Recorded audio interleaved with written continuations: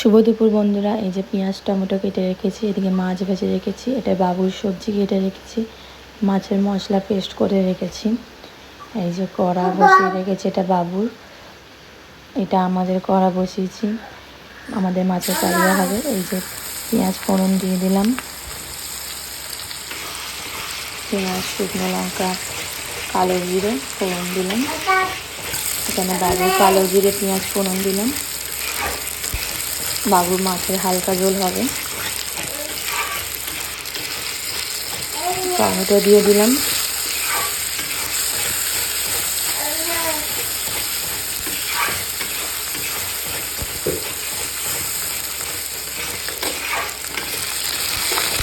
বাবুর সবজিগুলোও দিয়ে দিলাম।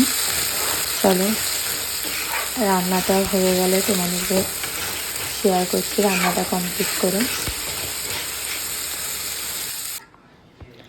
এই যে আমার রান্না কমপ্লিট, এই যে ভাত, ট্যাংরা মাছের ঝাল, এই যে নিম পাতা ভাজা, বাবুর মাছের ঝাল। কেমন লাগলো ভিডিওটা জানিও, আমার রান্না কেমন লাগলো সেটাও জানিও।